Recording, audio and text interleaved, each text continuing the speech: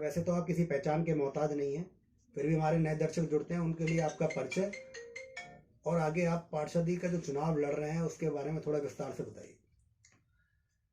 अ, सबसे पहले तो आपका बहुत बहुत धन्यवाद, आप मेरे स्कूल में आए।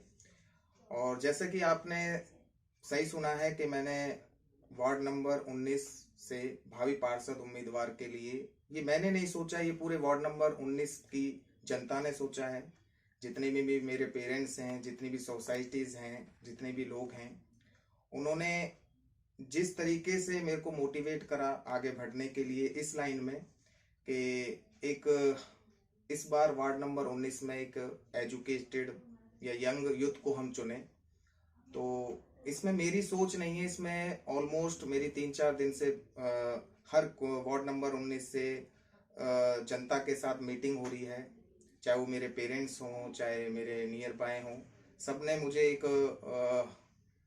साथ चलने के लिए प्रमोट करा है कि आपके साथ हम खड़े हैं, तो इस पोस्ट के लिए आप हकदार होंगी। सर, हम देख रहे हैं हिंदुस्तान हमारा आज भी उन्हीं चीज़ों के लिए लड़ रहा है, बिजली, पानी, सीवर, नाली समस्याओं को लेके दुनिया कहाँ से कहाँ पहुँच चुकी है। आप युवा हैं, शिक्षाविद हैं, किस तरीके से देखते हैं आप? शर्मा जी, आपने बहुत अच्छा एक क्वेश्चन पुट आउट करा है। और मुझे लगता है ये हमारे देश का दुर्भाग्यवश है कि आज हम 40-40 साल पुरानी चीज़ों में, नाली, सीवर, सड़क पे, आज भी हम उन परेशानियों से जूझ रहे हैं और पूरी जनता इस परेशानी से जूझ रही है। तो इनसे निजात पाने के लिए मेरे एक ओनली मेरे से ही, अगर जनता ये चाहे कि ओनली मानव ही ये सब चीज करे तो नहीं हो पाएगा। मुझे पूरी जनता का सहयोग चाहिए, मुझे अपनी पूरी टीम का सहयोग चाहिए होगा, क्योंकि ये छोटी छोटी परेशानियां ही आगे जाकर बड़ी बन जाती हैं। तो अगर हम इन छोटी छोटी परेशानियों को, जिस तरीके से हमारी टीचिंग लाइन में भी, अगर बचपन में ही बच्चे को हम अच्छे से उसका बेसिक कंप्लीट करा देंगे तो उससे भविष्य में परेशानी नहीं होगी। तो वही चीज है, अगर हम ये नालियां, सीवर, सड़कों को अगर उनका बेस पहले से ही अच्छा लेकर चलेंगे, अगर सीवर लाइनों को हम पहले से ही बड़ी बड़े नालों में डाइव करके नहीं लेकर चलेंगे, बड़े बड़े नालों को उनको लेकर चलेंगे, तो मुझे नहीं लगता कि वो जल्दी से भर जाएंगी या जल्दी से मतलब फुल हो जाएंगी। जो गलतियां पिछली सरकार ने, पिछले नेताओं ने जो करी हैं, होप्स हो कि मैं उन गलतियों को ना दोहराऊं।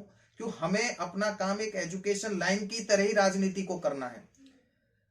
हर नेता एजुकेशन होकर ही राजनीति में जाता है, तो हमारी एजुकेशन लाइन में एक ही चीज सिखाई जाती है, अगर बचपन में बच्चे की अगर हम छोटी छोटी चीजों को सुधारा जा सकता है तो आगे उसका बढ़ावा नहीं होता है। उसी तरीके से मैं भी अपने वार्ड नंबर 19 में ये छोटी छोटी जो गलतियां पिछली सरकार, पिछले पार्षदों ने जो करी है, मैं उसको दोहराना नहीं चाहूंगा। मानव जी, ये जो समस्या है, इनके वादे तो दुनिया जितने भी प्रत्याशी आते हैं, जितने भी जो पार्षद का चुनाव लड़ते हैं, ये सभी वादे ये करते हैं। तो आप उनसे क्या अलग करना चाहते हैं? आप इसमें जनता के लिए क्या करना खास करोगे आप?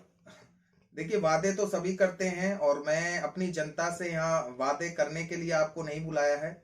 मैंने अपनी जनता पर, मुझ पर भरोसा करने के लिए आप यहाँ पर आए हो कि जिस तरीके से 8 साल से मैंने अपनी एजुकेशन लाइन में, वार्ड नंबर 19 के हर कोने से मेरे पास पेरेंट्स आते हैं। और कहते हैं ना कि स्कूल चलाने के लिए एक प्रिंसिपल से ही स्कूल नहीं चलता है या एक सोसाइटी से स्कूल नहीं चलता है, उसके लिए एक टीम बनाई जाती है। एक सभी पेरेंट्सों का मेरे ऊपर एक विश्वास रहा है, जो जो मैंने मेहनत करी है उन्होंने वो देखी है। उसी मेहनत और उसी विश्वास के ऊपर ही मैं उनके जो परेशानी है उनको दूर करना चाहूंगा। अभी मैं ऐसे कोई वादे आपसे नहीं कर रहा कि मैं अपने पेरेंट्स के लिए या अपनी पूरी जनता के लिए ये कर दूंगा, वो कर दूंगा। तो ये आपके मन में विचार ये अचानक से कैसे आया? शिक्षा के बाद हम लगातार सेवा में भी देखते रहते हैं आपको, समाज सेवा में, तो अचानक से विचार ये राजनीति में कैसे आपका? देखिए, शिक्षा और राजनीति एक दोनों बहुत ही अलग अलग स्टेप हैं। हर दोनों में ही रूल्स हो या मेहनत हो, अलग अलग स्टेप हैं, अलग अलग चीजें हैं। इसमें बहुत ही डिफरेंट होगा कि मैं एक शिक्षक से एक राजनीति में जाऊं, बट मैं इस राजनीति के खेल को एक एजुकेशन लाइन से ही खेलना चाहूंगा।